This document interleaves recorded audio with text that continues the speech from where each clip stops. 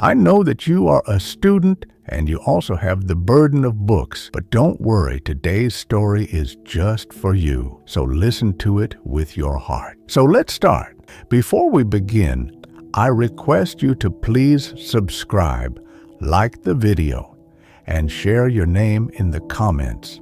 Every book Daniel carried on his back felt heavier than paper and ink.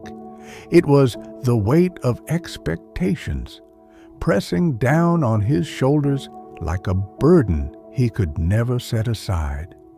The weight of books, the sound of the school bell at St. Edmund's Grammar echoed through the long stone corridors like the chime of a clock tower announcing judgment. For most students, it meant little more than the end of another lesson, another hour checked off in the march toward adulthood. For Daniel Wright, however, each bell seemed to remind him of how little time he had left before the next looming test, the next assignment, the next expectation. He carried his bag slung heavily over one shoulder, the weight of textbooks digging into his spine as he trudged across the courtyard. English literature, mathematics, chemistry, history, all crammed together with his lunchbox and loose papers. Sometimes he wondered whether the bag itself had grown heavier, or whether it was his own spirit that made the load feel unbearable. "Oi, Dan, you coming to football?" a voice called across the yard. It was Marcus, his best mate, juggling a ball between his knees with careless ease. Daniel shook his head, his lips pressing into a thin line. "Can't.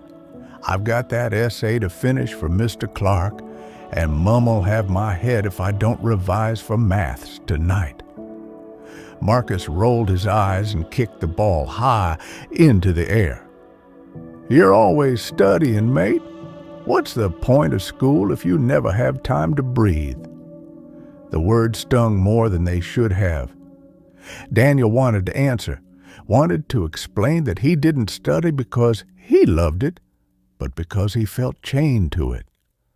Every teacher at St. Edmund's seemed to speak with the same urgency. "These exams will shape your future. The grades you get now will decide the rest of your life." His parents echoed it at home, the walls plastered with revision schedules and motivational quotes his mom had scribbled in blue marker. He trudged past the chapel, its stained glass windows catching the pale afternoon sunlight, and he thought about how different his life might be if he were free of this constant pressure. The English countryside surrounded the school, rolling hills and cobbled villages that seemed almost painted in place. Sometimes, on rare Sundays when he allowed himself a break, he'd cycle through those lanes and feel for just an hour as if the world was bigger than exams, bigger than grades. But those days were rare.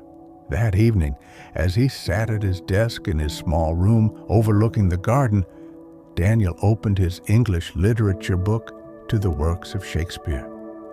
Macbeth stared back at him, the tale of ambition and downfall. The irony was not lost. His own ambition was not even his own. It had been planted there by voices telling him that success meant perfect scores, university acceptance, a career already planned before he'd lived enough to decide what he truly wanted. His father knocked at the door. "Revision going all right?" Daniel nodded automatically. "Yes, Dad." "Good lad. Remember, these GCSEs are no joke. They're the foundation. Get them right, and the rest will follow." His father's voice carried pride, but also pressure, the unspoken words clear.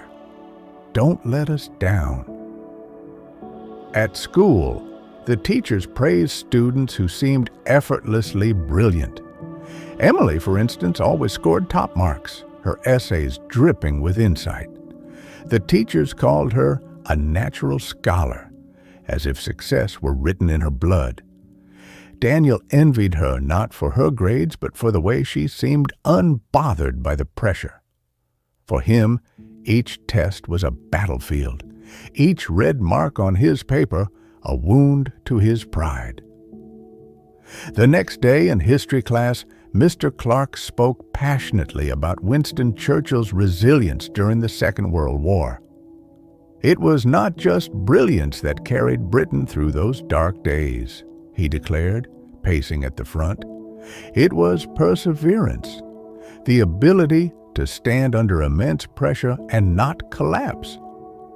Daniel scribbled notes mechanically, but couldn't help wondering whether Churchill had ever sat at a desk, drowning in textbooks, fighting tears because he felt he wasn't enough. Later, at lunch, he overheard a group of older students talking about university applications, their voices tense, like soldiers preparing for battle. "If I don't get into Oxford, it's over for me," one said, clutching her sandwich with white knuckles. "Is that my future too?" Daniel thought, dread curling in his stomach. "Living only for the next academic hurdle, measuring my worth by grades and offers?"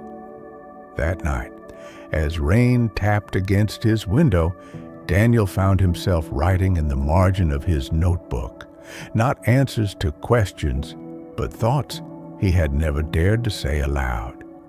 Why? As Daniel closed his notebook, the question echoed in his mind.